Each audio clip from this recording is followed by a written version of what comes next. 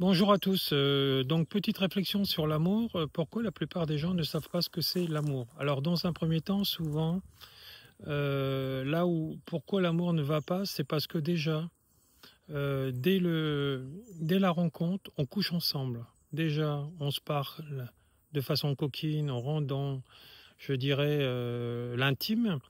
Et après, au lieu d'apprendre à se faire connaissance, à faire connaissance, on couche tout de suite ensemble. Il y a l'attirance, il y a les pulsions, etc. On sait très bien que même les philosophes et les moines bouddhistes nous disent que l'amour, c'est hors du corps. Dès que ça passe dans le corps, c'est l'attirance, c'est la dépendance affective, et ce n'est pas de l'amour. L'amour se construit chaque jour en partageant des choses au quotidien et en s'entendant et en laissant l'autre aussi faire ce qu'il a envie, tout en restant respectueux et vice-versa, hein, les deux. Et seulement quand il y a ce partage, de vivre ensemble, d'être ensemble, de partager des choses, etc., seulement là, on peut coucher ensemble. En fait, si on couche directement ensemble, on se trompe. Et après, le conscient est lié à l'inconscient, il va mentaliser, donc il va être dans le mental, et vu que le mental, dans l'amour, c'est lui qui a tort, hein, puisque en fait, on est déconnecté du cœur. On croit que souvent dans cette excitation que c'est le cœur qui nous parle, mais c'est le mental qui nous parle.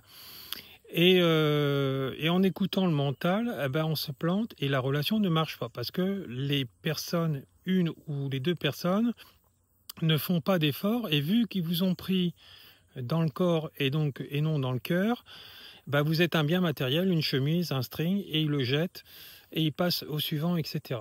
Des gens qui font ça ne trouveront jamais l'amour.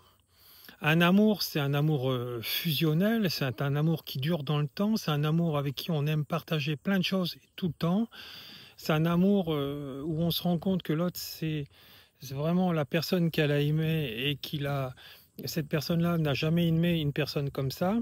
Mais il faut être deux à vouloir. Alors bien sûr, l'amour, pour vraiment être amoureux, il faut sortir de l'addiction. Il faut sortir de l'addiction sexuelle, d'alcoolisme, de l'infidélité et toutes les addictions que vous connaissez. Dès qu'il y a une multitude de ces choses que je viens d'énumérer, il ne peut pas avoir d'amour dans le temps et ça ne marchera pas tant que les problématiques n'ont pas été guéris en amont. Donc voilà, donc retenez bien, l'amour c'est toujours hors du corps. Si vous aimez la personne pour les fesses qu'elle a, pour le beau visage qu'il a, vous vous tromperez et l'amour ne durera jamais une vie comme nos parents. Ce qu'il faut, c'est revenir comme nos parents faisaient.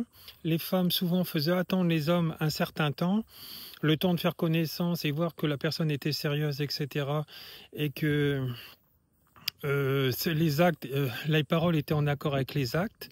Et seulement là, après tous ces tests et après toutes ces façons de faire, eh ben les gens restaient ensemble. Euh, le problème du non-amour, des séparations, des divorces, c'est parce que les personnes fuient et au lieu de guérir leurs blessures émotionnelles, moi je le vois en consultation avec mes consultants, eh ben, ils préfèrent fuir. Et donc ça fait que revenir. Et c'est inlassablement, on change de partenaire et après on passe au suivant, etc. Là, on est dans l'avoir au non, au lieu d'être dans l'être.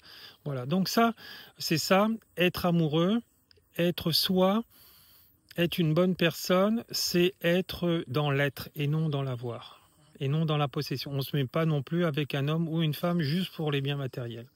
Et il y en a beaucoup trop qui font ça. Voilà, je vous remercie.